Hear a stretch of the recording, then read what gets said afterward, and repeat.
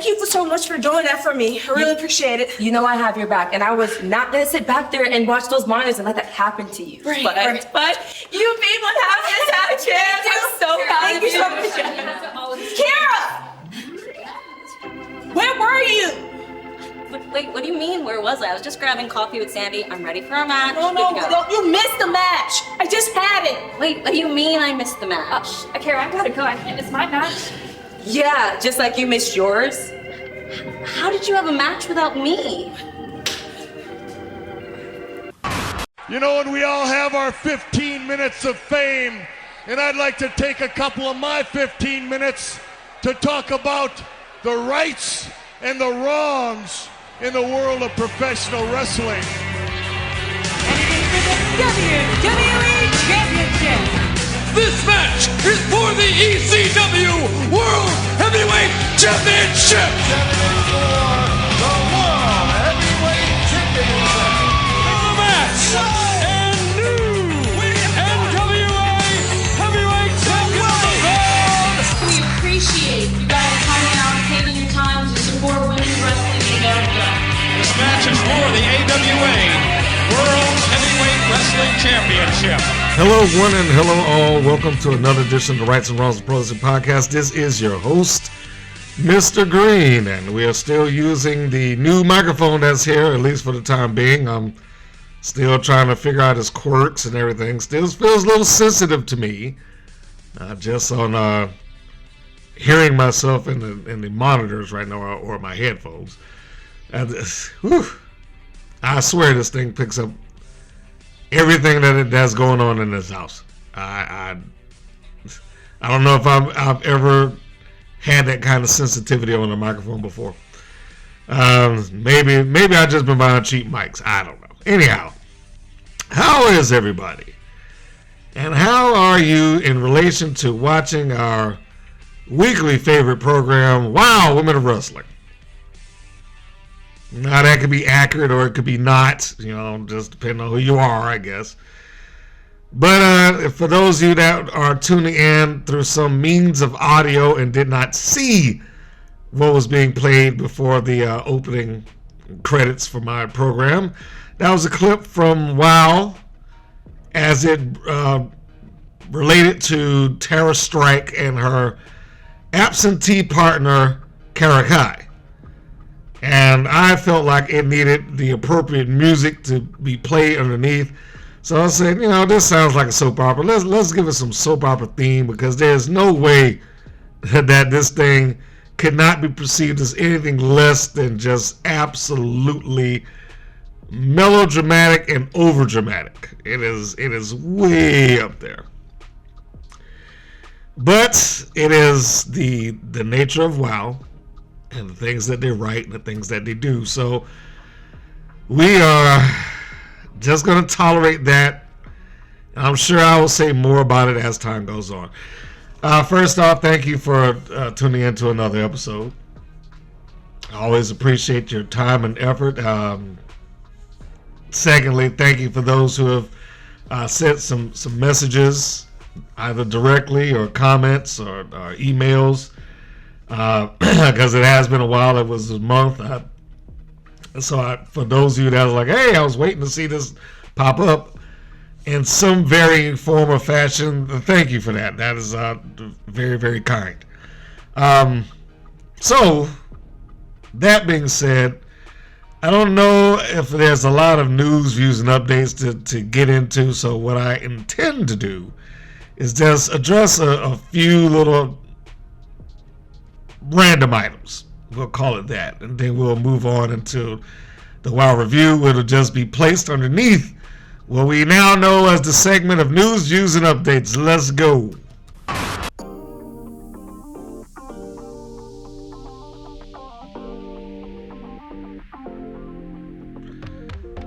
And what's going on out there in the world of professional wrestling? I wanted to take a moment, even though this is not entirely based for women's wrestling. It's women's wrestling in it, but it's not the entirety of the show. As I'm recording this, the AMC debut TNA Wrestling has taken place. They have had their first show, and I will go on record as agreeing with the overall consensus that it was a show. There have been worse shows that have been out there. But if I were trying to produce a program and try to get the vast amount of people to watch it as I possibly could, I want to put my best foot forward. I mean, and as far as that was concerned, it was like a one-match show. And even that match, the main event, started having its problems towards the end. So I don't know what they gained out of it. By the time I'm recording, or by the time you will hear this, they would have gone through their second show. I haven't watched it, obviously, because I'm recording this preceding it actually airing on TV. But I will say it's a little disappointing to see that they had this show, this opportunity lined up, and that was somewhat the best that they could do. I mean, it's hard enough for them at this point, because what started off as a good thing is now slowly turning itself to the anchor around his neck, that being the relationship they have with NXT. Because for as good as it has been, and it probably very likely got the deal that they got or helped facilitate that deal, for as good as that might have been, they have been, like every other entity that's ever been with the WWE, has been pretty much subservient to them since that whole thing has started. Very few times can you say that anybody of any significance on the NXT roster did a job for anybody on TNA's roster. The most you got out of that was their second and third tier or third string players. Nobody that was considered a main event guy or girl for them gave up anything to that company. Or again, like I said, very few. The least they could have did is have, one or two of them put them over, or at least have them look as if they were playing on equal ground. But that generally seems not to happen. They started off with AJ Styles, yeah, that's true, but for the last decade, AJ's been in WWE, so I'm pretty sure there's a good significant chunk of people that, outside of them mentioning it, or maybe a few clips that TNA showed, don't identify him as a TNA guy. They probably identify him as a WWE talent at this point. And hey, wow, he showed up. They know that he was there, but they don't have any emotional connection to that. Then you have your matches. Then you got a shot of people that, I guess, influencers and podcasters and media for whatever platform they happen to exist, taking a picture in front of rows and rows of empty seats. So, like, good grief, why would you do that? I mean, at the very least, stand him in front of a wall and let the camera just pan down and see them individually one by one. Why would you stand them in front of a empty section of the building when everything else was like, you would think that they were full. You wouldn't even believe that they had an empty section if you looked at it in some portions of the program, but there it was. Having the tag team knockouts match there, which, as much as I might like the parties involved, I would say I don't know if I would consider that the best representation of their women's division. It would have been a far better thing, in my opinion, if they had their champion, their knockouts champion, have a significant match with a top challenger. And, again, you had your main event with Frank Kazarian and Santana, and that started off fine. It just kind of fell apart at the end. So, all of that to say is that I have rooted for or tried to push TNA for quite some time, but I will admit that in this particular instance, it is very difficult to defend that. It's very difficult to turn around and be like, this is a great show. No, it wasn't. It was not a great show. I can fully admit that. So, we have that going on.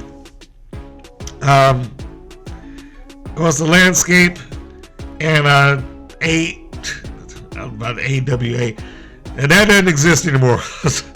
AEW. The landscape in AEW, their women's division has changed a bit. I might have brought it up before, but we all saw Mercedes Moné drop the belt to one Willow Nightingale, who is now a dual champion, which is not an uncommon thing in AEW. But she's co-holder of the AEW Tag Team Championships, and now she's the TBS champion. Congratulations to her. It does go back to the thing that we were questioning, some weeks ago.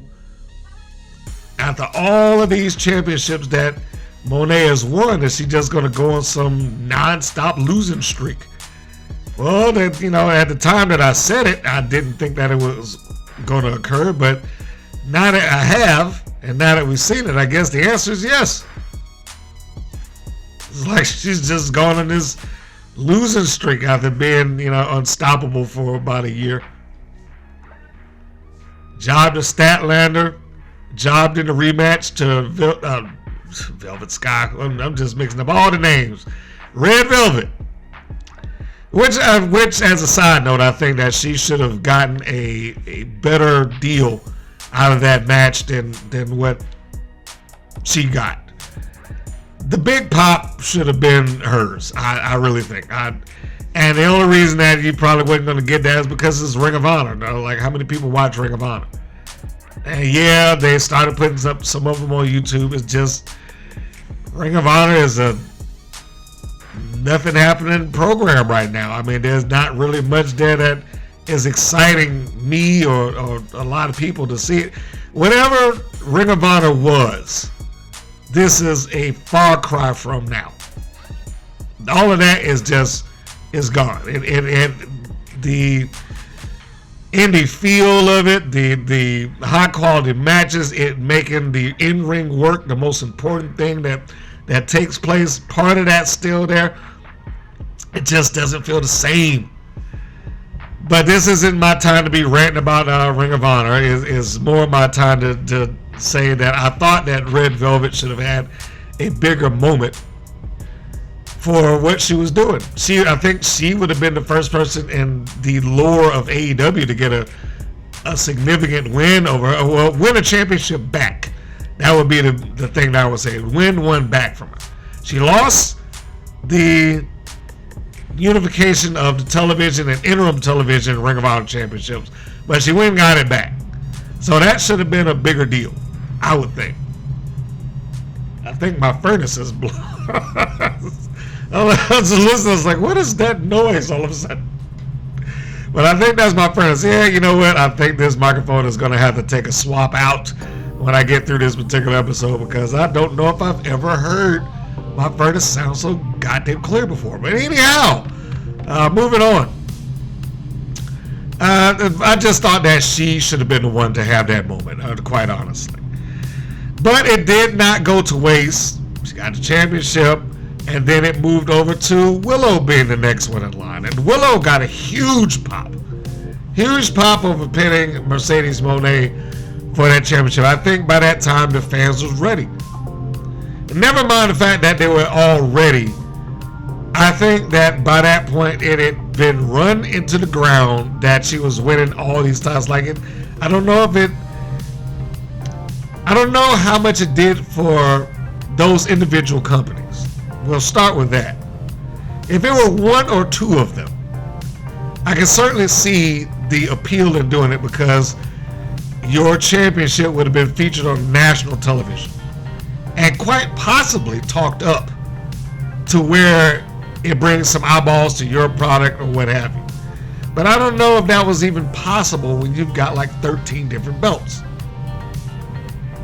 Which then goes off into, the next thing. After those championships get buried, how many more titles could she have possibly won that would have helped her? I mean, it did help the belt collector gimmick that she started up, and no, she isn't, the innovator of it. And no, she did not win the championships in the same way that Ultimo Dragon did, which is, largely what she's emulating. But at a certain point, it turns into, well, is this really helping her? She's got a bunch of titles. But, and it looks, and I would fully admit, the aesthetic of it looks great. The aesthetic of having her with these championships, these, one belt after another, it makes her look fantastic. But it also, when she went down in flames to the actual AEW Women's Champion, I mean, it helped Statlander, I think. So good on her. It was a fine line to walk. I think they did a good enough job, and maybe dipped their toe into going into it just a little too long, but they got out of it before it got excessively bad. I think it got bad for some people, especially right around, championship number 10, 11, and 12. I think it got bad getting towards that portion of it. But fortunately, through either Tony Khan, Mercedes Monet, a combination of the both of them, or one or the other, somebody made the decision, you know what, this is about time to set that to the side and change the path here, change the course. And they did.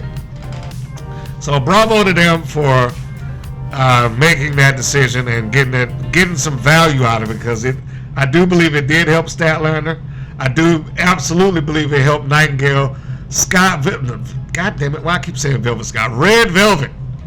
Red Velvet. I don't think that it helped her in the same way that it could have, like it did the other two, because it just wasn't a highly featured match, unfortunately. I mean, and I hate that it got to that point where it's just she didn't reap the benefit that she could have. But, what can we do, right? So I just had to take that little sidebar and get some of that out. And so we won't blow much more time and derail talking about the meat of the show, that being the episode of WoW. Let us go through our other little segments here. I like to keep the program in line. So we're going to hit Talking the Talk and then do a little musical interlude. And after that, we will come back and we will discuss the episode of WoW, my chronological number 170. The actual episode is 414. But we will talk about that in full after this.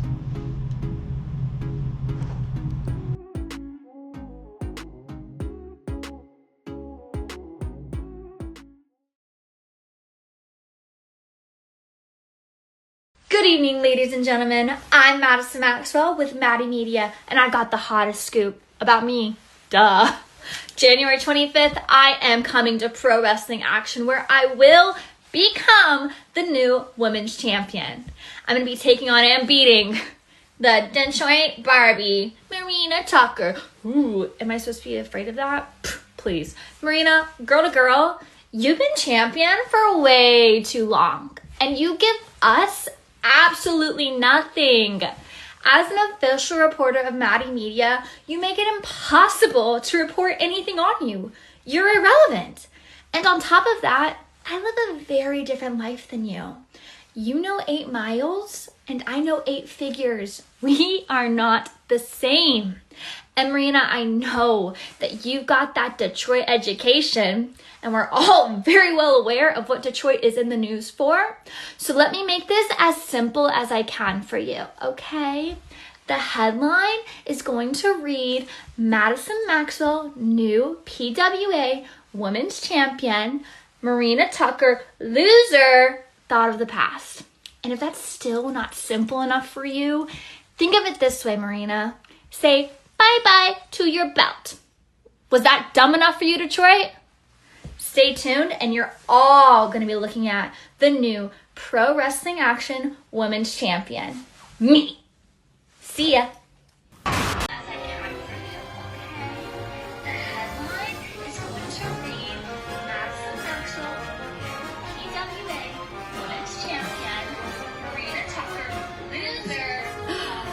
Isn't this the girl I beat last year? Listen, Maddie, I see what you're doing. You're taking your daddy's money and you're buying your own news company because No one wanted to cover you anyway, sweetheart. It's okay though, because this Sunday at Hooray for Hollywood, I'm gonna expose you for the fraud nepo baby that you are. And your 15 minutes of fame are over. As if they started anyway.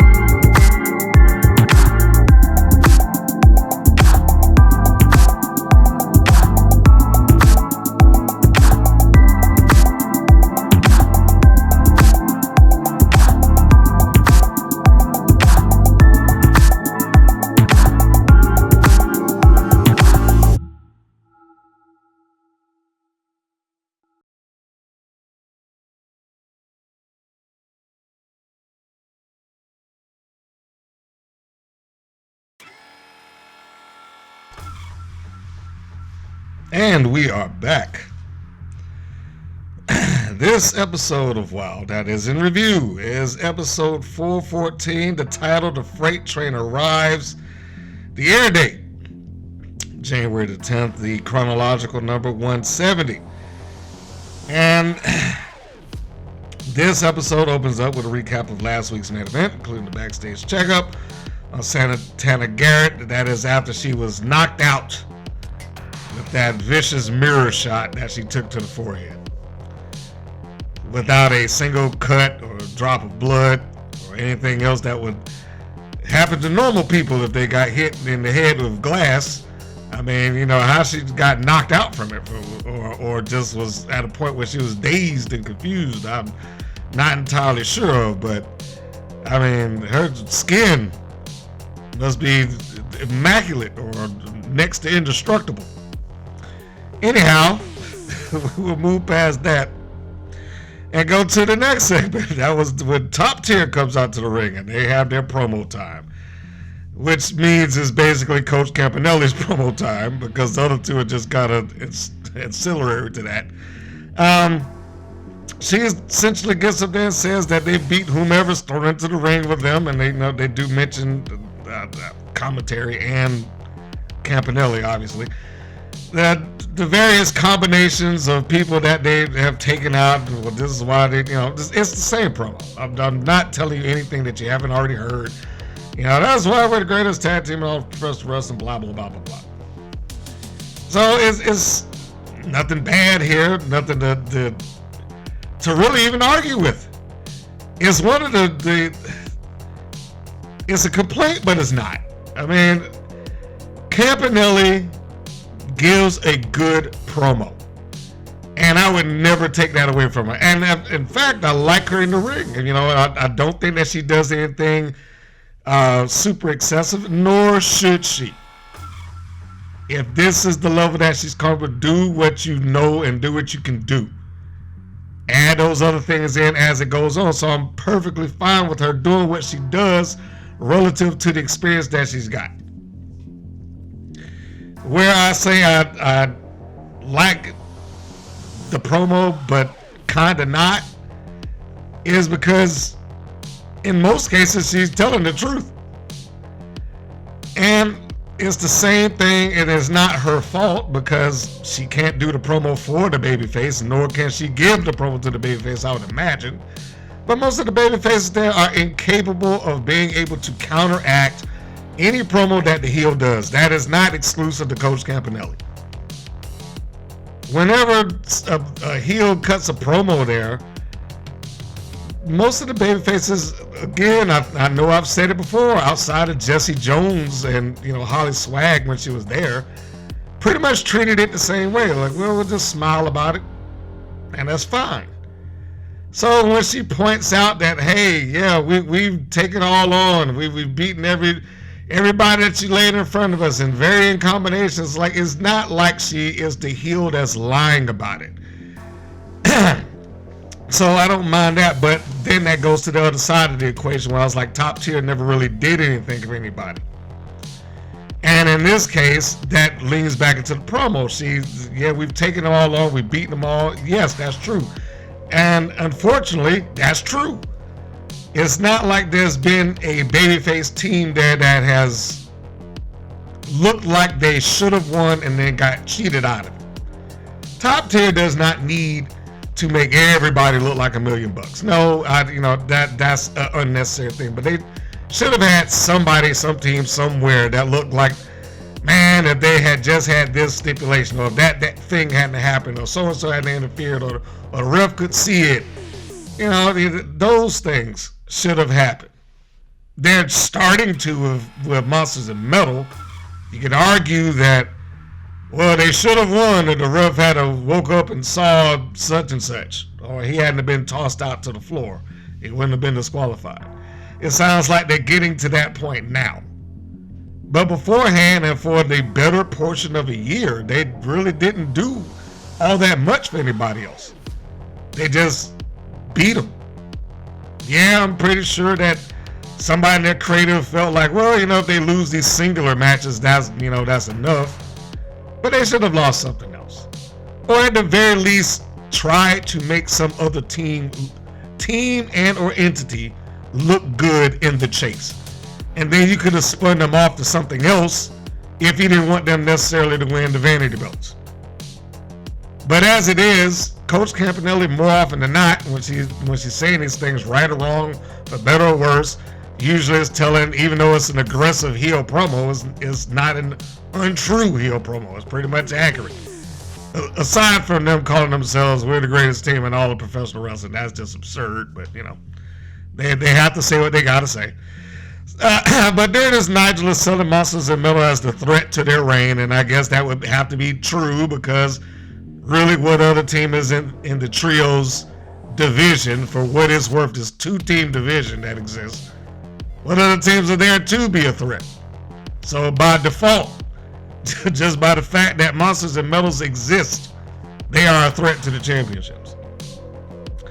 Nigel and David, they do the voiceover for the main event, and with Destiny Diesel upcoming, because we're getting out of the promo segment now.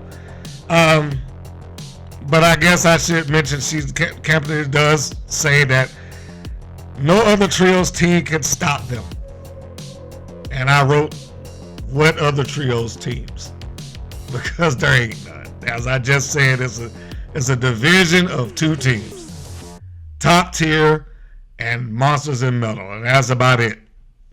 Everybody else just kind of comes and goes when they feel like it, and you know, we'll try it this week, maybe not next week. There's no consistency to that division, which is why I carry on, and I will remain on the side of those things just absolute vanity belts. There's no point in them, and they would have done a much better thing for the company overall if they just had a secondary singles championship opposed to that.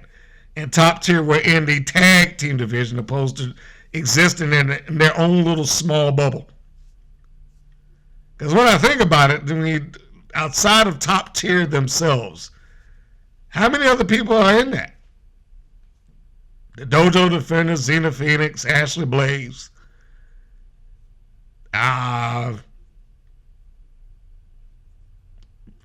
Is that it? I mean, I know they're taking on other teams. I'm really, okay, I know they did one with the Fierce Sisters and somebody else. But, damn. See, that's what I mean. I legitimately am having a hard time thinking of another team that took them on long term, aside from some combination that the Dojo Defenders were in. I mean, that was basically their feud, so I guess that would account for most of that, but still, like, no one else is there. It's a real big waste. And to be very honest, for an hour-long show with the roster that they have, that is just an unnecessary thing. It is absolutely unnecessary. It's not like they got a 3-hour program and they got to fill this thing up. And we got so many people on our roster that we have to put a trios title in there. It's ridiculous. They do not need that thing. They could be bolstering up the tag division and the singles division right now if they just took some of that focus off of the trios thing. But I digress. Let's get out of that before I carry on. The next segment. Tara Strike is backstage and she's on the phone trying to call Kara Kai, which was the segment that you heard at the beginning of this program is not the solution, but the resolution to that particular incident, even though it is an ongoing thing. So I can't say it's a full resolution. Anyhow, so we as I guess the camera, we pop up and we're in the locker room, very nice locker room. And Tara Strike is, hey, this is me again. Call me back. I'm trying to reach you. Our match is up next, which it wasn't. But we're getting ready to do such and such. It's for the tag titles. All right. So we established within this segment that Kai is missing for some reason. Which I don't know if there was a person that was watching this that did not get a kick out of that. I mean, I'm talking about like a genuine kick. Because the first thing that you hear is like, what? They all flew into Las Vegas and then she just don't start wandering around. Even when they knew that bell time was like 8 o'clock. Let me go out and start checking out Vegas right now. I know it's 7:59, but I got some time. So this is the setup here. She's missing. We've seen this angle done in wrestling numerous times where somebody is in line for a title shot or something along something important, and it's getting close to bell time, fans, and so-and-so hasn't made it yet. You know, we've seen that a couple of times. We've seen it in varying degrees. I've never seen this one. I can honestly say I have never seen this one. It was an entertaining show just because of the stupidity of this. I have to say, I got to admit it, even for anything that I've complained about or am going to complain about within this review, it was an entertaining show solely based on the stupidity of this angle. Okay, so anyhow, Ashley Blaze comes into the locker room to talk with Tara, who's basically having a meltdown that the partner's not available. She's, she wouldn't do this. The tag, she knows the title's on the line is too important. And later on, David McClain reinforces that she wouldn't do this because the tag titles are too important. Those tag titles can't be worth 10 cents. They can't be. To anybody other than Miami Sweet Heat. I mean, just in Holly Swag promo about in December, early in December. Just in her promo when she tried to explain, the whole reason that she flipped over. Part of that promo, she was like, we won the tag team titles and I'm still looking at them with, this high lifestyle, and I'm still in truck stops and this, that, and the other. So I was like, all right, well, that right there tells me that the tag titles don't instantaneously guarantee you money. So what am I wrestling for them for? That was the first time I felt that way. Then I got to this, which we haven't gotten to the second segment yet that follows this up, but it basically tells me, like, how important could these things possibly be? If I was just willing to be like, I'll get to it when I get to it, how important could they possibly be? So anyhow, I know I'm getting off track, but I swear I just found this so entertaining for all the wrong reasons. This is so entertaining to me. So Ashley walks into the locker room and she's, trying to comfort her and, hey, well, let's go through the numbers. What could happen? Maybe this and that and the other thing happened. And, Strike is still, she wouldn't do this, blah, blah, blah, blah, blah. And, we holding up faith for her partner.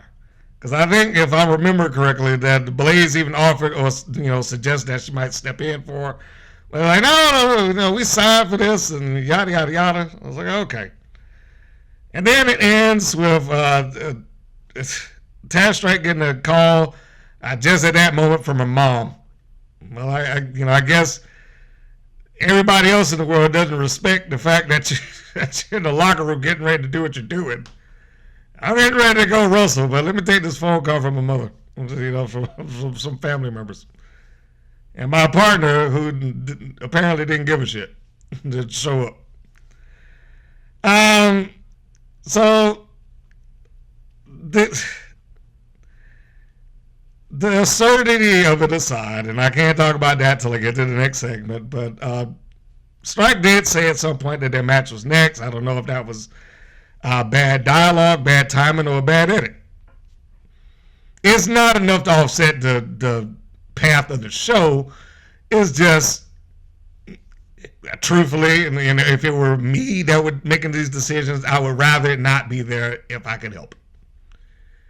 And it would be a different thing entirely if this were somewhat of an isolated incident. But let's be honest, this is not isolated with WoW. On numerous occasions, they've had something, said something, brought up something, shown you something that either hasn't happened yet, it was never going to happen, advertised a match that they never aired, talked about things that were weeks ago instead of last week like they said. It's just a bunch of that stuff. B-roll of people who won championships that never got them. this is not an isolated incident with Wild.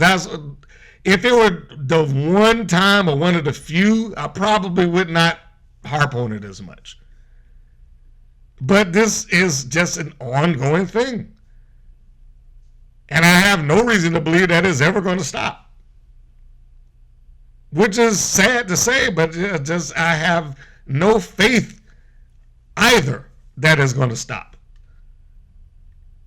If they had wanted it to try to stop it, then I would feel like they would have put strong effort into it to make it happen by now. But it's almost like our fans accept it, so why bother? And truthfully, if that were the mentality, they're not wrong. If our fans will accept it, why bother? And I don't just mean this line of dialogue, I mean just in general, because, again, not an isolated incident. But it's not like it's ever brought up. It's not like if it is, it's deleted off of whatever comment section that WoW may have or any social media platform they may get. If anybody has ever complained about it, it's either been ignored or deleted. And it certainly has not come in enough for them to care.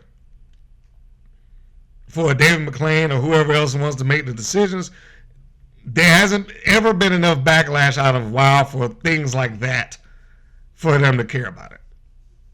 It's unfortunate, but, that's the truth.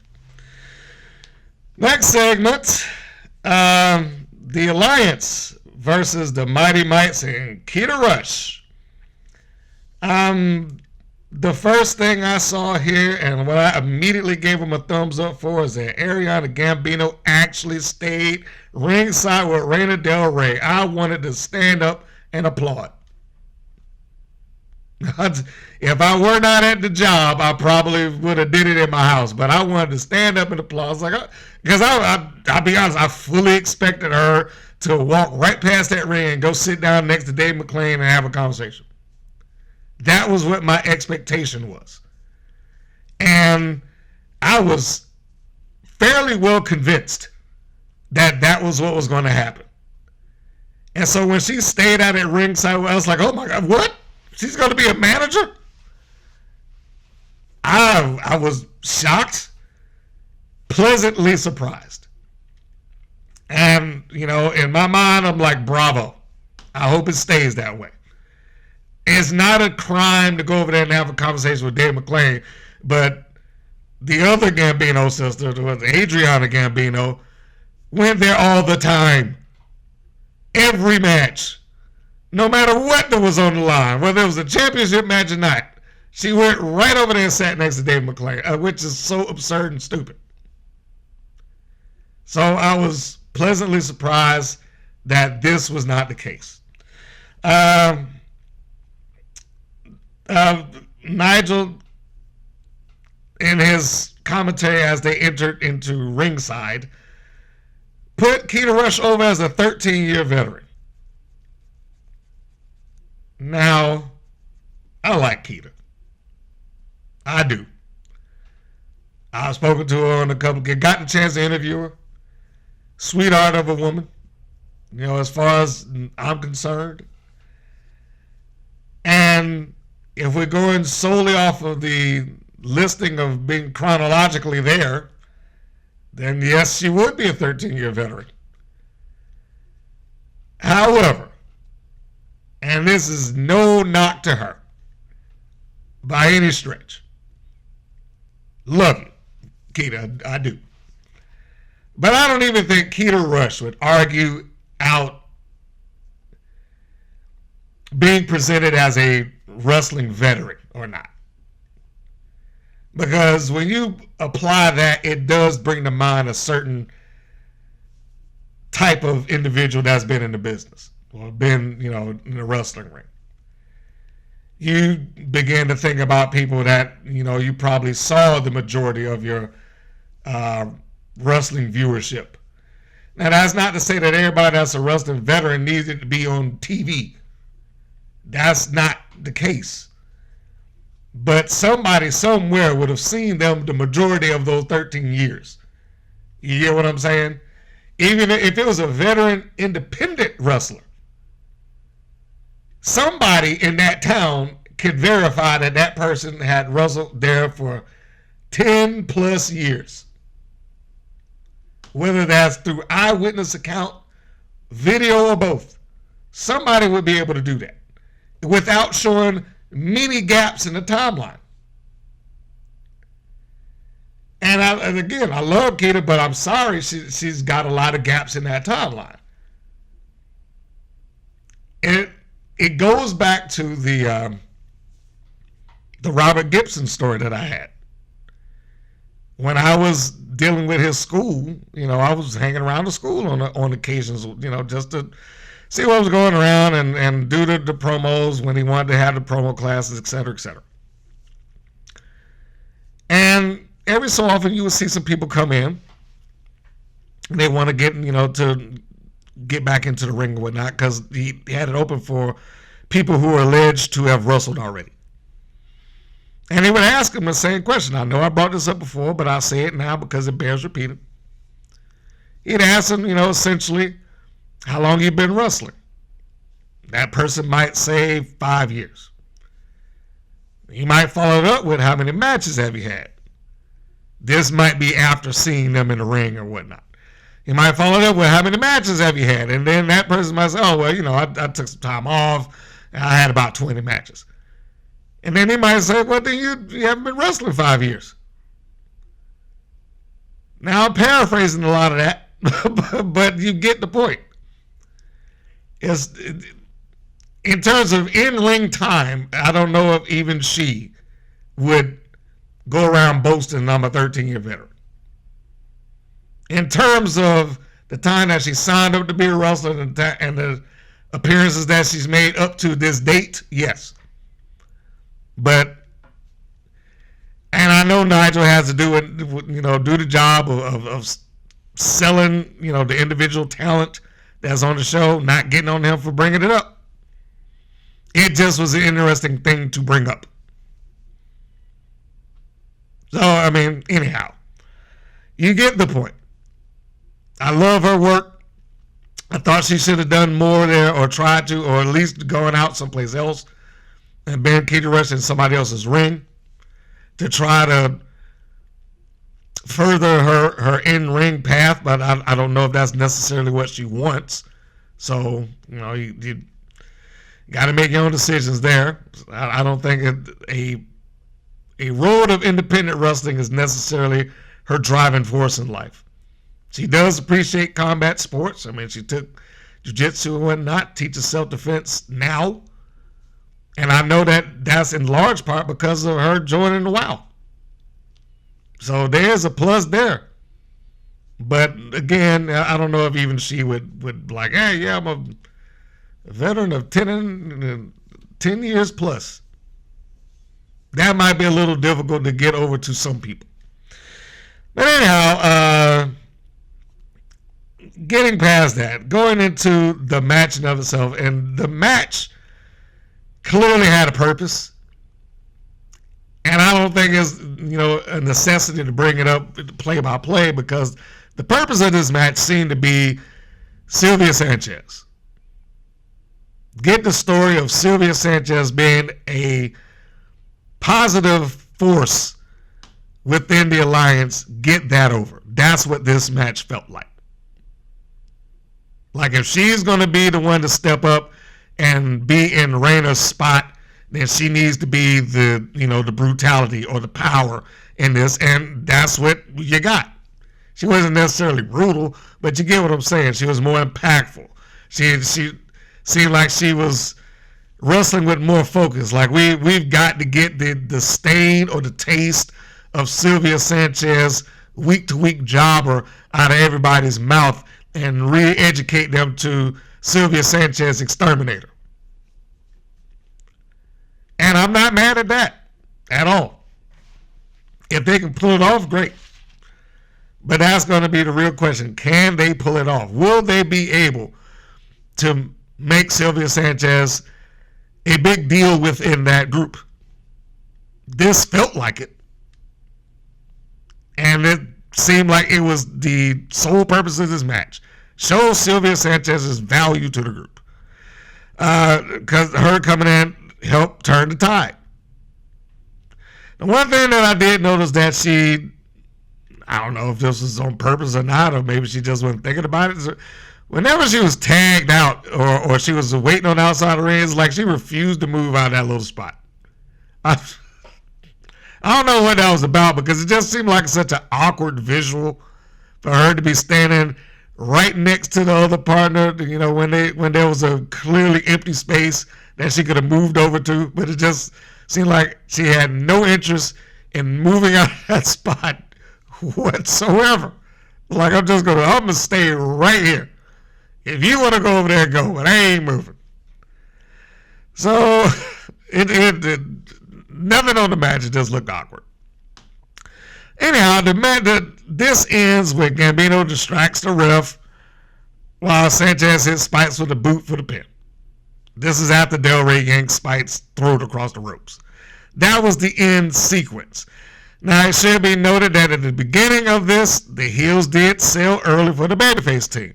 So it's not like they just walked in there and got squashed. The Mites had their point that they could look good. Keta Rush had their point that they could look good. And the sell generally came from you-know-who, the Brat Pack. They got in there and they sold and bumped around. I mean, let me not oversell the imagery here. They got in there and they bumped for the Mites, as they do well and as they should. It wasn't what I would consider one of their better outings against the Mites, that being the Brat Pack. But again, I get the impression that that wasn't the narrative of the match that they were trying to get across in the first place. It wasn't about that. It was about making Sanchez look valuable. And they did. So, applause to that particular match. Gambino cut a promo afterwards. Basically to reinforce that she's the boss and it's a new start. So, good for her. I don't have anything against the younger Gambino at this point. I think she's starting off fine. I do know that there's some spoiler that she will be picking it up in the ring at some point. And by the way, because I was debating on typing all this stuff up, which I may do. I just mentioned that I'd seen the spoiler that she actually wrestled. Now that I didn't really consider to be a heinous spoiler, because it's not going to affect the outcome of anything one way or the other necessarily. And I don't think anybody here would be surprised if she stepped inside the purple mat necessarily. However, I wanted to bring up, because again, I was thinking about typing this information up at some point. There's a bunch of spoiler, or at least clips of WoW that took place in Vegas. Of course, this was shot, was it in October? And you had several people out there. And as much as they may have tried, there were people that got some reasonable footage of what took place in the WoW tapings. And this is information that is free to get. I'm not telling you anything that I got some sort of connection or inside information on. This is like, if you just go WoW Las Vegas, it's probably up there. Now, that's not to say the longest one that I saw was probably 2+ hours. That is not to say that the footage there is great or pristine or whatever. I only watched it just because I knew I could be able to get the wins and losses off of it, regardless whether the match was quality or not. If she had that footage available, because it was she that recorded it. But in any case, I am probably going to write that all up and put it on the YouTube post tab for those that want to see it. But I say again, that does contain a significant amount of spoilers, and I will put that up at the top of the post when I do type it. So just be forewarned that if you see that, it does contain a significant amount of spoilers. Back to the review. All right, so finishing up with the Alliance and the Mighty Mice thing. At some points during the match, McLean and Zayn talk about the upcoming tag match with the Dojo Defenders, putting that whole situation over. My little fun angle or program for the night that weaves through this thing. So they talked it out and talked it up, and again they talk up Kalaki not being there. It's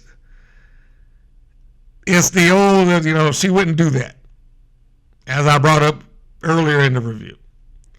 That was the important note of them talking about this at this point. But we'll get past that, because to finish off with this, the Alliance / Mites, that was just commentary that they had during the course of this match.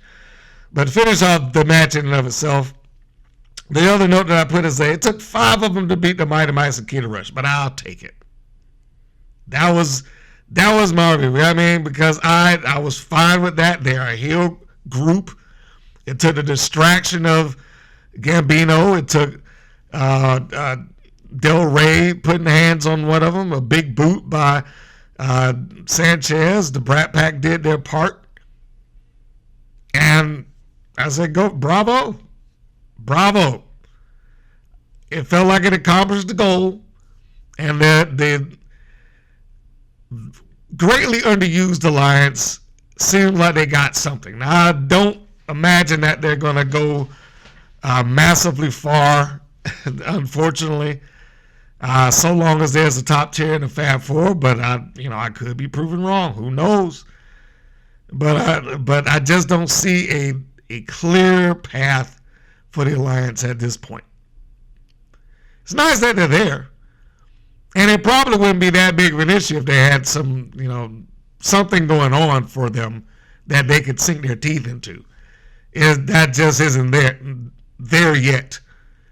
I mean, I still maintain that the first thing that this Gambino should have done is come out there and talked up Del Rey as the true champion.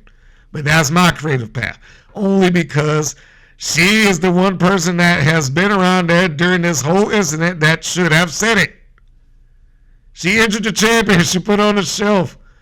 But you got everybody else in the world on the wild like, I deserve a title shot. If any of them should have been out there and said it, she should have.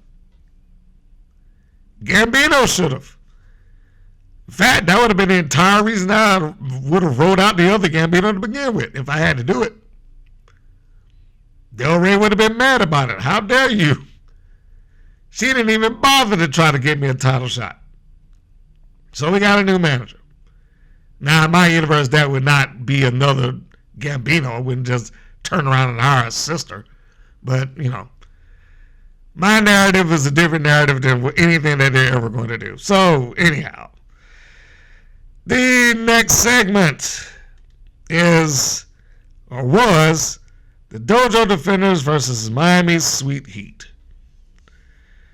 Now, you remember in the previous episode, I was talking about the previews that they had for the upcoming match, and that they didn't even show the Dojo Defenders' face. They just showed Lindsey Carlson, and then Lori Carlson, along with Lindsey Carlson. And having seen this, okay, maybe they were trying to foreshadow it, but then that makes me question, why would you want to foreshadow it? Because, yes, I get it. The promo only had Terror Strike in it. Kalaki wasn't there. But it's wrestling. It's not soap opera, even though I played soap opera music underneath there. It is not television in the same aspect as those other shows. It doesn't require the foreshadowing. It doesn't require you to, let's put this artistic touch so we can hint that she might not be there. It doesn't need that.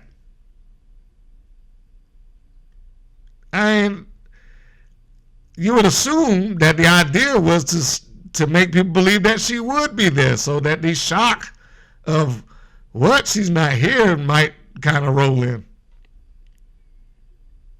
What would you need to foreshadow this event for? Why? But they did, and like I said, I can see that in hindsight because, here we are. And again, what was supposed to happen is Dojo Defenders versus Miami Sweet Heat, but then Tara Strike walks out alone. And she gets on the microphone, and she's asking David for more time. Because in a situation like this, his I own the place hat kicks on, and he can do stuff, apparently. She is saying, David, Kara, she still isn't here. I don't know, can we get 5 of them? Maybe she missed her flight. I'm like, okay. I can understand maybe asking for some more time. But you would have lost me the second you said maybe she missed her flight. Like, what is me giving you 5 or 10 more minutes going to do? If she missed her flight, she ain't here. Like, why would you even say that and then turn around and ask for more time? I'd be like, hey, look, I'm afraid he's on the other side of town right now. I know it's rush hour. And it takes an hour just to go around the block at this point, but just give me 5 minutes. No, that's ridiculous. Maybe it sounded good to her at the time that she said it, but it was a ridiculous. It was a ridiculous statement. Give me 5 more minutes for my friend that missed her flight. Yeah. So anyhow, she's asking Dave for more time. And then we get the Fab Four in full, I guess 3 of the 4 members, Lana Star and Miami Sweet Heat, coming out. And Lana Star says she needs to forfeit. I honestly immediately had a different angle in mind than what she was doing. And we know how this went. If you listen to this, you probably have already seen the match. But here's what I felt like they should have done. If Lana Star was going to come out and she was going to have Tara Strike, I shouldn't say she, if McLean and Majors had written it so that Tara Strike was going to be in this match anyway, at least get something out of the match. It was supposed to be a tag team title match to begin with. And if you want your tag team titles to seem somewhat important, you don't let her give up the shot. Even if she has to go it alone. But you don't make her make that decision. You make Lana Star or something like that make the decision for her. But she wants to gut it out.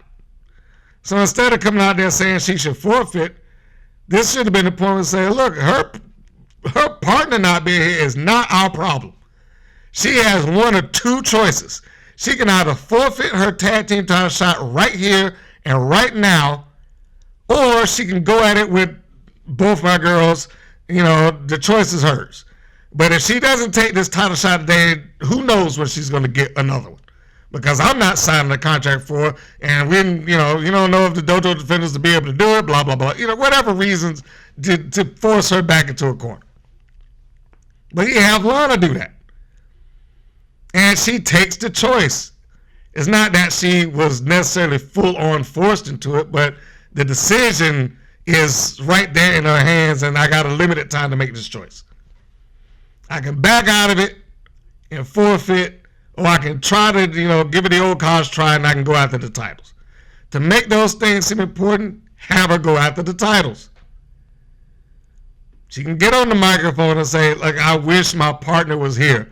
Because I know that she and I would be able to beat you two, no problem. But since she's not, and I don't have a choice, I cannot, in good conscience for me or my partner, give up the shot that we worked so hard to get. Those titles mean everything to us. We've been waiting in line for this for months now, and I cannot walk away from it. Ring the bell, blah, blah, blah, blah, blah. We go, and she goes into it. Miami Sweet Heat can bump around for her until they finally take it over. You get the point. She fights from underneath. She goes down, but she goes down trying. And it makes Lana come off as a bigger heel along with Miami Sweet. Now, that would have been my choice. What we got was she comes out and she wants her to forfeit. And Dave McClain kisses Las Vegas' ass collectively, like, well, this great Las Vegas crowd, it'll change it to a singles match. Which, I was like, okay, I don't know if that really helps Tara Strike. Like, she had a title match, but now it's just rendered into this. And if you can't win money for being a tag team champion, Lord knows you're not getting paid to have a non-title match. So Lana decides that Lindsey's going to go in there and wrestle. It's another case of David having power when it's absolutely necessary for me to have power. And it starts out with an equal exchange, and Tara Strike is shown to be stupid as Lindsey runs around the entire ring. At some point when Tara gets distracted by both Laurie and Lana, and Lindsey takes a good long lap around the ring, and Tara didn't see that coming whatsoever. But, you know, it's babyface vision. So anyhow, at some point in there we got, who knows what the Defenders will get another shot at this. That was David McClain that said that. And I thought to myself, well, why wouldn't he know? Now, who knows when the Dojo Defenders will get another shot at this? How would he not know? He just made a match. He's shown people that he has power. There's no reason for him not to be completely unaware of, well, I don't know when they'll be able to do it. The decision isn't mine. I mean, he could have literally started off this match like, you know, I'll give you a title shot with your partner next week. I don't want y'all to lose it. He could have done any of that. We'll postpone it. But rather than to do anything to preserve her championship shot, I would just make it a singles match there. That would be good enough for you.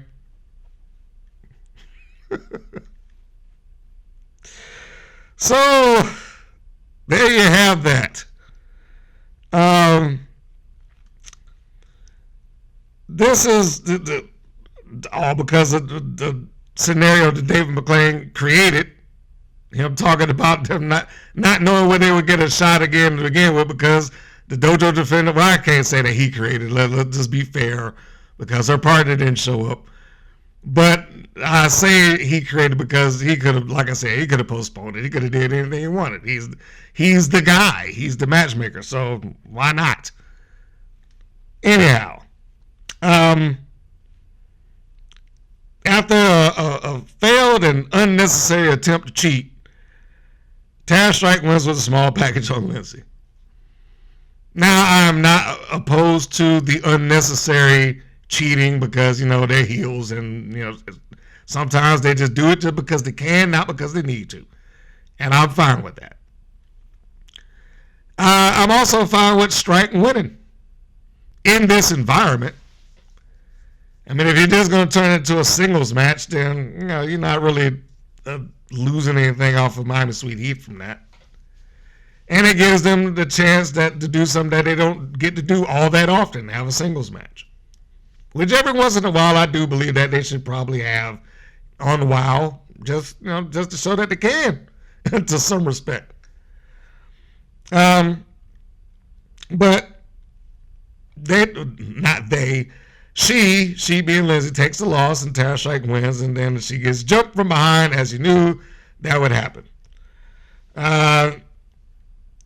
After attacking Strike, here comes Ashley Blaze, and she runs all the heels off. Blaze more or less congratulates Strike for the audience, being a stand-up friend and all. She cuts the Wild Babyface promo. And I'm sure you all know the Wild Babyface promo. Usually it's reserved for top tier, but it applies to anybody. Hey, that wasn't fair, you guys, right?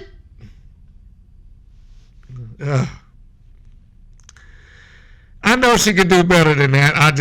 I have to just believe that WoW makes all of their baby faces pretty much, hey, say these words. This wasn't fair. They cheated.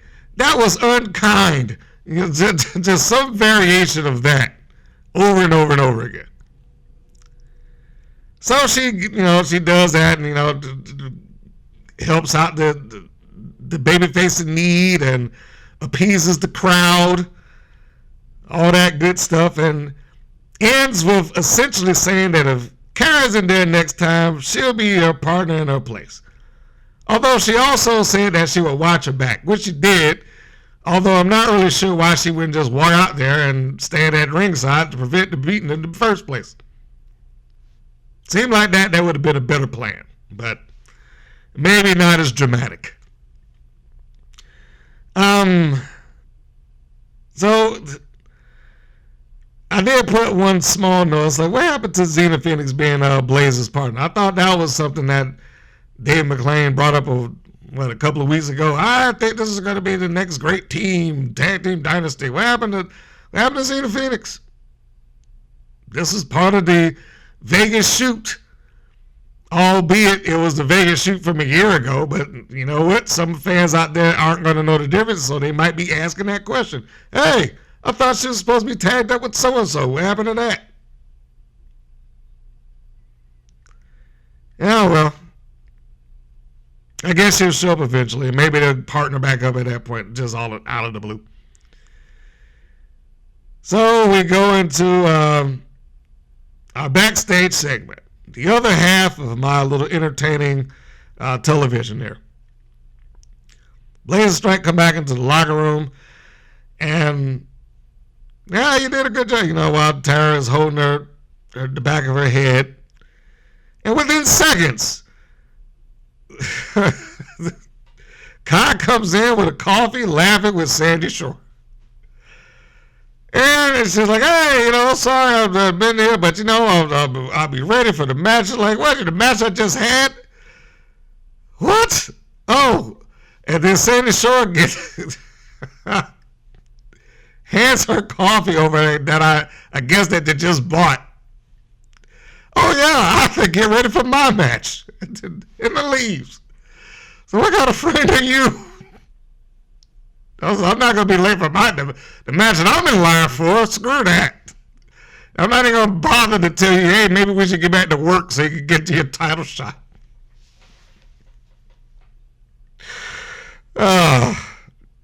So she gives, Shore gives her the coffee after they walk back in laughing and having that. This is the audio that you heard at the beginning of the show, by the way. And Strike says she missed it. And Blaze is there too, and the match that she just had. And then Kai looks dumbfounded. This was the money shot of this.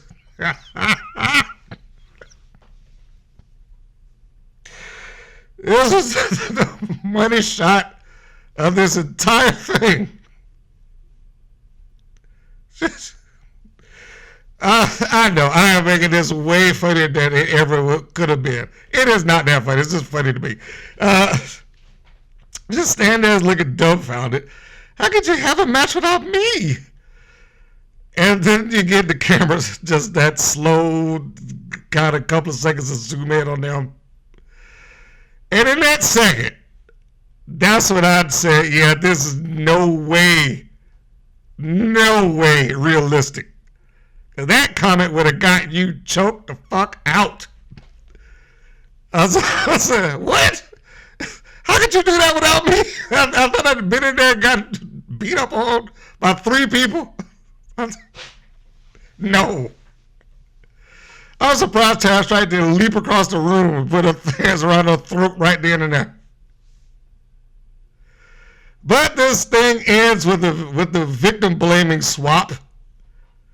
It's like the idea that you would leave out of here and have a match that we were scheduled for and I knew full well about without me. How dare you?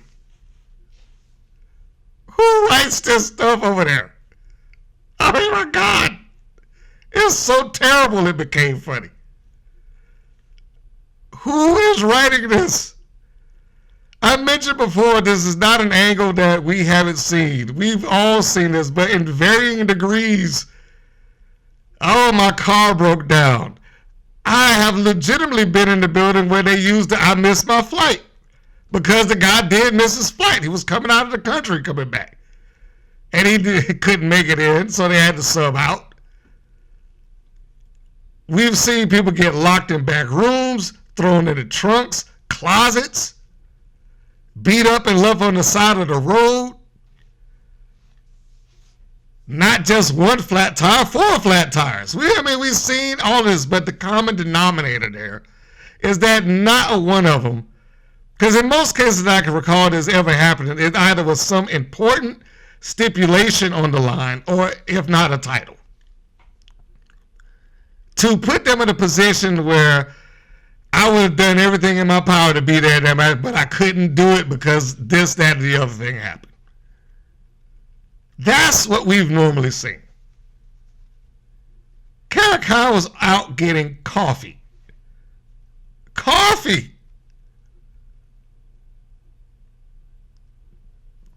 Over the tag team title shot. Just think about that. Just think about that. She chose. It is more important for me to go out and get Starbucks right now than even remotely think about the tag team championship match that I am scheduled to be in. That's why I said those tag team titles cannot be worth 10 cents. They can't be. They don't treat it like it. It's just a prop to be had. Nothing more or less than that. I mean, it feels like the talent in there just fighting an uphill battle to try to make those tag team championships seem important. Why doesn't he try to make them seem important? How would you even remotely think to have somebody do something like that for what is alleged to be a top prize in your company? That alone just puzzled me. And for something so stupid. And that's all it came. I wrote down, this feels like it's only going to serve to make Kalaki either look selfish or stupid, if not both. And the last note I had, this basically shows that a cup of coffee was more important than a title shot. How ridiculous is that? I had somebody in the room who doesn't even watch and or like wrestling come up with a better solution for that situation. I mean, he just basically blurted out. It's like, why didn't they just say that she was at a slot machine? Simple. And I mean, it was so simple. It was like, it just like that. Like, why didn't they just say she was at a slot machine? Now, I'm sure the answer to that would probably be, well, we don't want to endorse gambling, even though they're in the middle of Vegas. But I'm sure it would probably have been something like that, or at least gambling addiction, or make fun of it, whatever. But he had a great point. Because the one thing, if you've ever been to Vegas, or any casino for that matter, but specifically Vegas, if you've ever been there, it's two things, well, three, let's say, that you're going to find when you walk into a slot machine, or not a slot machine, casino, sorry. One, you cannot see the outside. Once you're in that little path of where the casino tables and all that stuff are, you can't see the outside. They don't want you seeing that. Two, there ain't no clocks. They don't want you having a concept of time. Three, the second that you sit down there at anything and you're seen playing it, give it about a minute before a waitress comes up to you and asks you what you want to drink. Any one of those things, I'm not going to say any one of, all of those things that will occur once you're inside of a casino. One of the ones on the strip, at least. It would have been very easy to say that she lost all track of time while she and Shore were wandering around in the casino. And then the how could you have the match without me thing works. Maybe. Because she would not have felt like I've blown it off, or she would have had a little bit more legitimate reason to feel like she was blown off. Now you would have, in my universe, you would have still had to add in the element of, well, I called you, and she would have had to justify that. It would have had to been a little bit more of an argument rather than this overdramatic scene that they played out.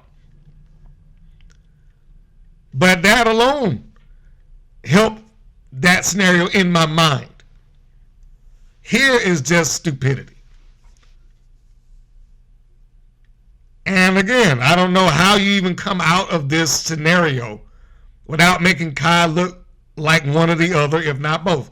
Selfish, stupid, or both. But we'll find out. And I know I'm probably in the vast minority of anybody that thought anything about how that made those tag team championships look. That you would just wander around. And again, I do not, I know some people have sensitivity about what's on TV. I do not endorse a gambling addiction or alcohol like that or whatever, but I'm just saying it'd have been an easier thing to accept took place in that environment for that scenario than what you got. Especially in Vegas, like of all the things that you think that you will walk back in there with a cup of coffee. I ain't saying that people don't serve coffee there, but it's not what you first think about in Vegas. I mean, damn, when I was there, they asked me that I wanted something to drink for breakfast. I thought they was talking about like apple juice or something. And so like, as soon as I said, yeah, I want something to drink, she's like, okay, well, I got top shelf this and da-da-da. I was like, wait, no. It's 8 o'clock in the morning out here. I don't want that. It's like, just like a juice. They always got out, like, it's alcohol at the Walgreens. And I don't mean like a bottle or two. I mean like a full stock liquor store. It'd have been very, very, very, very easy to put that scene in there. I'm not going to say replace her coffee with alcohol, but it would have been very easy for somebody to believe that she got lost or hooked up in front of a roulette table or something for a little while, wandering around, getting a free drink, taking pictures with fans, just because she's out there in costume apparently, but something other than coffee. You know what I mean? Coffee just demeans the title or the title situation. Granted, it was not there, but it was the opportunity. That was the whole point. But anyhow, it's their show. They write what they want. Next segment is Destiny Diesel. It has an introductory video. She talks about her background, her life in sports. Talks about meeting Kalaki and her bringing her in as a partner. And then she ends with saying something to the effect of his destiny. I was like, all right. It's a nice effort to introduce her, but if it's to a losing effort, this is worthless. That was the comment that I wrote following this. Like, one of the things that WoW has been very consistent about is if they have an introductory video for somebody, that person's going down. I don't know why they do that, but that's generally the way, 9 times out of 10, that's how it works. They got any sort of introductory video, they're losing. Or they will be on the team that lost. In this case, she's on the team that lost. Now, there are ways around that, but none of those things happened here. The next segment was the promo for Penelope Pink versus Tormenta. This is the hype, the match. This looks good. I also failed to mention their opening, the little video thing that they do ever since they got rid of that stupid theme song that they had a couple of weeks back. The kind of glitchy intro that they got going on now, where they feature everybody and it's got a lot of glitch graphics going over the top of the screen as they give you their positivity motto. I guess that works for wrestling. But I know I brought it up when they had it the previous week. I want to bring it up now because as I watch it, it looks like one of those template pre-render graphics that they sell on videos. I'm not opposed to using those things, mind you. But it's just when I think about the fact that this show is financed by a billionaire, I really hope that is not the case. Because if that was being used, they are probably greatly overpaying whoever that person is, because it's not like it's not a free template, but it's there. I mean, it's not super expensive either. You just expect something else. That's all, like something probably done from scratch. But that is somebody else's budget to deal with. It was just a random thought as I watched the intro. But back to the show at hand. We go to the next segment, which is the main event for the episode. And that would be Destiny Diesel, Sandy Shore, who made sure not to miss her match, and Kalaki the Island Girl versus Top Tier. This is for the Trios Championship. So Destiny Diesel walks into a championship match. And I'm not opposed to that. It's not the first time that has happened. Wild didn't invent it, and I didn't think that she was going to be on the winning side of that equation anyway, so it didn't make me any difference whether it was a title shot or not. But that's just me. She didn't feel like anything special at the start of this. Despite the fact that this was her debut, she did not feel like a featured thing, if that makes sense. It's not like she came out on her own with a big intro, or she got in there and bounced Top Tier around by herself for a significant amount of time, or just anything else to kind of highlight that, hey guys, it's Destiny, if she was supposed to be this special thing. And I can only assume that she should have been a special thing based on the fact that she had an introductory video package. But since that happened, and no one's ever had a video package that did them any good, then it made me feel like, all right, well, she's not going to be anything special. And then I was proven right. I wanted to be wrong in this case, but it didn't happen. She walked in there and she didn't feel any different than anybody else in that match. In fact, you might maybe argue that she did less. So anyhow, Zayn tries selling Top Tier as the longest reigning trios champs of all time. I'm like, well, who out there cares? And it's not often that I would say that, but if I were asking somebody right now, what other trios championships in history do you recall? You're probably not going to get many people that come up with many of them. First off, for a while, it wasn't even referred to as trios champions, six-man champions. But even with that, I was like, name who are the ones that you recall that held on to a title for this amount of time? I could barely think of two teams across 40 years that aren't named Von Erichs or Freebirds. Because I know that's the one that everybody would go to. But honestly, I cannot think of a trios team across that amount of time. Like, it takes effort to think about that.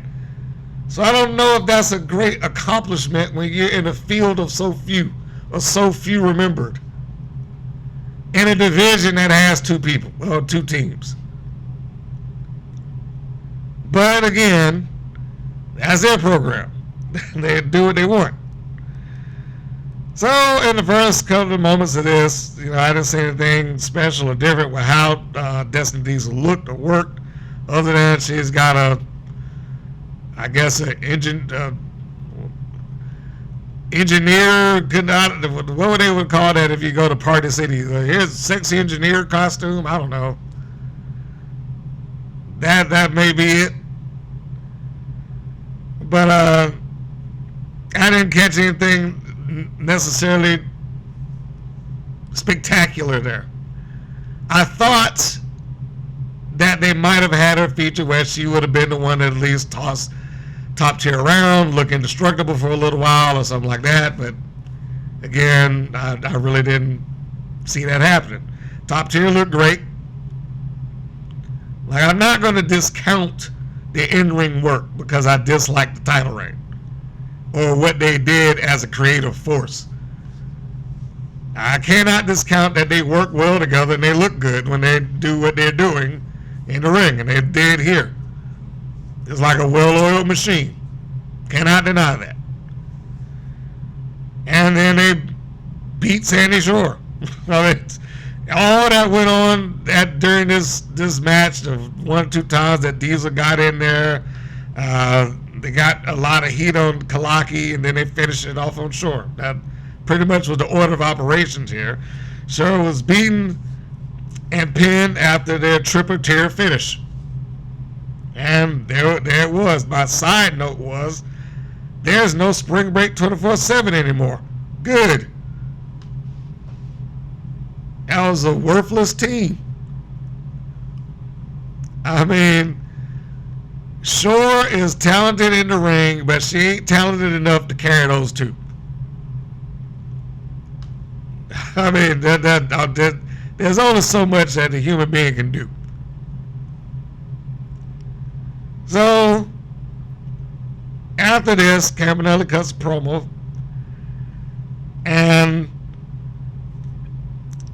after her normal Campanelli promo, Masters of Metal runs out and runs them off.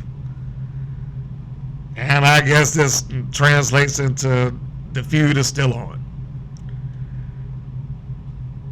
I had noticed, and I also wanted to point out, Katie Marie. If I didn't say it on the last podcast, I definitely need to say it now. It seems that holding up the microphone thing for one fall and waiting for the audience has been abandoned. And to that I say bravo. I hope that she just decided that she needed to start developing her own style rather than just being the clone of the previous act. I mean, it's nice that the previous young lady had her own thing, but you can do yours. Part of the element of combat sports is the ring announcement. Some people got famous off of that. And each with their own little technique and style and delivery. So I'm glad to see that there is some evolution in Katie Marie Jones as a ring announcer. I hope it continues to grow in a positive direction. And I guess that was that. Aside from the end of, like I said, your standard Campanelli promo, we could beat everybody with the best team in the world, top tier, yada, yada, yada. Aside from that, then Monsters Metal coming out and running them off and them having a walk fight up the ramp. I mean, it was an interesting episode. I cannot say that it was the one that I would have wanted for the reasons that I explained, But I also can't say that I wasn't entertained, even if it was for the wrong reasons. That stupid Dojo Defenders thing was so entertaining to me.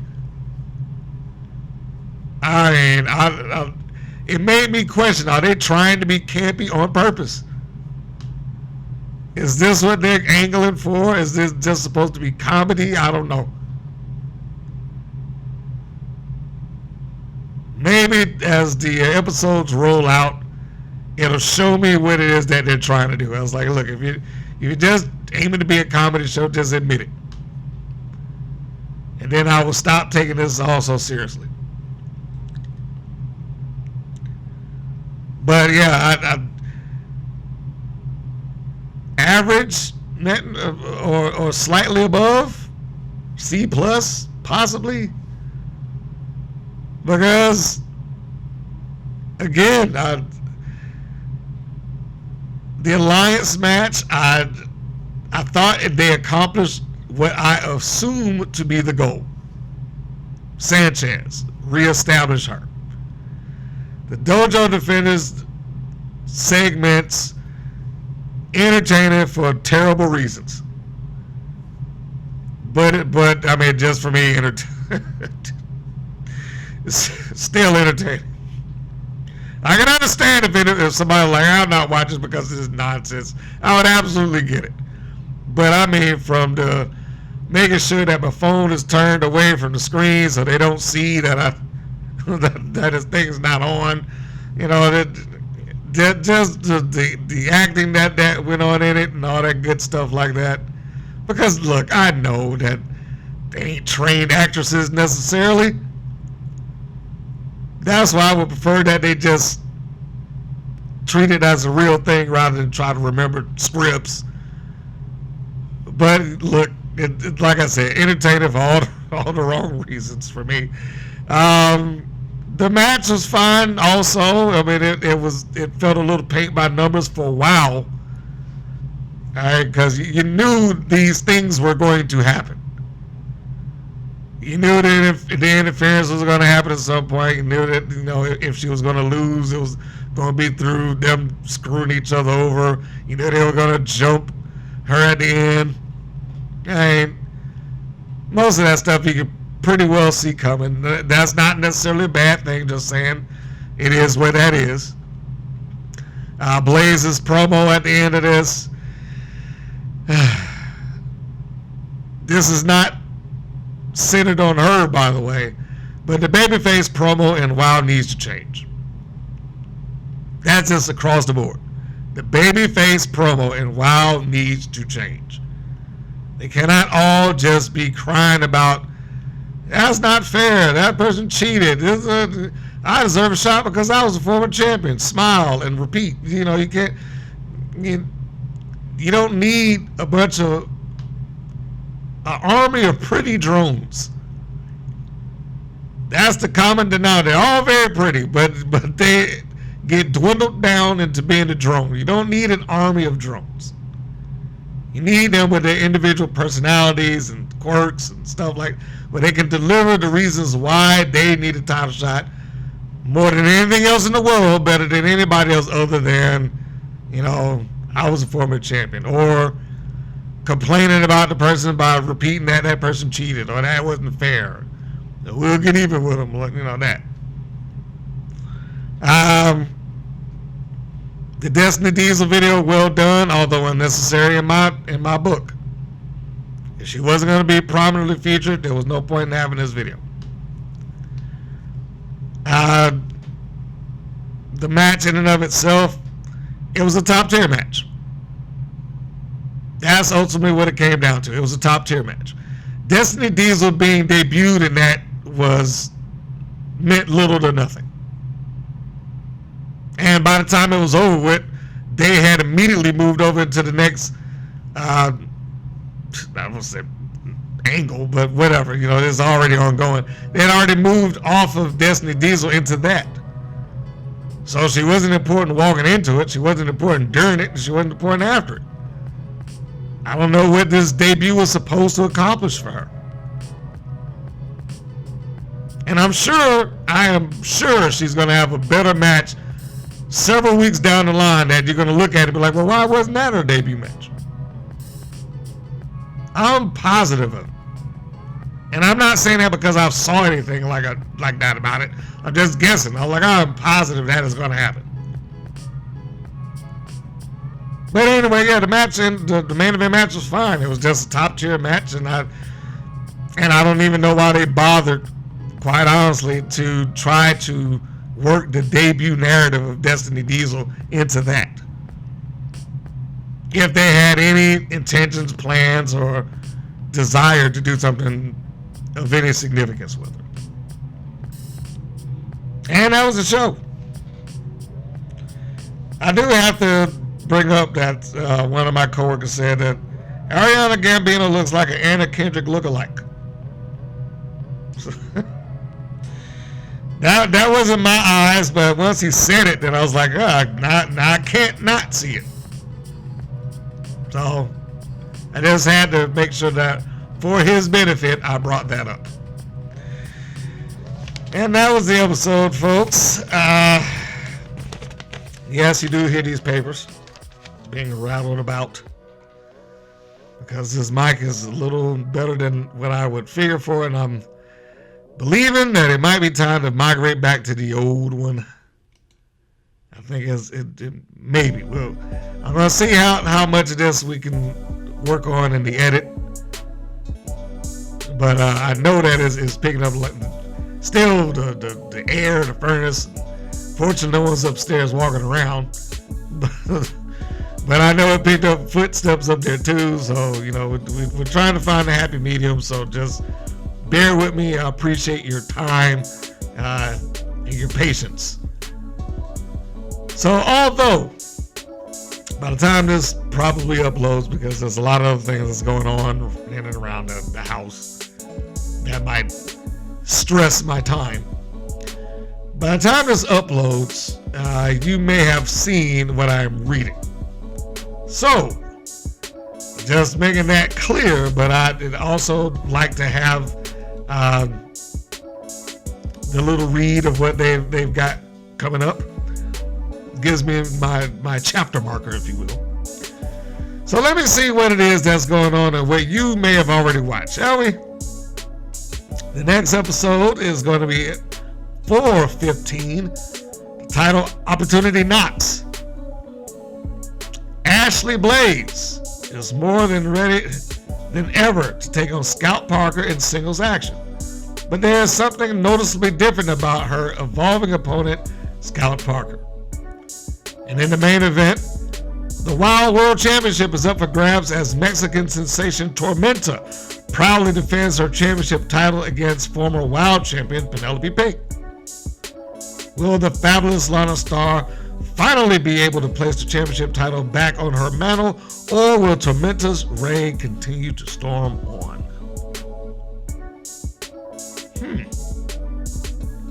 That's it. I don't mean that as a bad thing.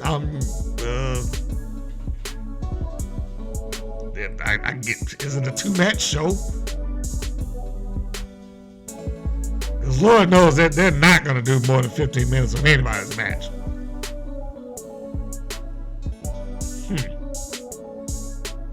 All right, well, there we go. That just puzzled me. It stunned me there for a second. But it's not like they didn't have 2-match shows already. I just thought that we were past that because this is the new cycle of tapings. Why would it be 2 matches in this episode? Like I thought that was going to be more or less eliminated. I mean, I'm fine with a fluctuation here and there. It just feels a little soon for it. That's all. But whatever. All right, folks, that is it. I, as always, appreciate your time and your ears. If you have not done so, please do the YouTube things. Like, share, subscribe. That helps the show out a lot. If you are listening to this on your greater podcast platforms, which we are fed out to everywhere, rating is also appreciated. If you didn't know where any of this stuff is, where can you find it? WPNWrestling.com is the centerpiece, the focus, the nexus of all things that come out, and it's got 24-hour day, 7-day a week video stream that features matches and interviews dating back to 2013 with some of the names that you know that have gone on to AEW, WWE, NWA, and yes, even WoW. Imagine that. Stars before they were stars. And it's got all the podcasts there too. You can see how many episodes I've done overall. It's a lot. It's a lot. But you can always find it there at WPNWrestling.com. That is the location for all of that good stuff. If you just happen to want to go to a centrally located spot. Easy for me to say that. And on that note, we will close out the show with the good old, this is Mr. Green saying that this is Mr. Green saying so long. And we will see you on the next go-round. Take care, everybody. Thank you for listening to the WPN's Rights and Wrongs of Pro Wrestling. If you have questions or comments, please contact us via our Facebook or our YouTube channel at the Women's Pro Wrestling Network. If you're new to the WPN, feel free to subscribe to our channel and like our page. We appreciate your support. Thank you again for listening.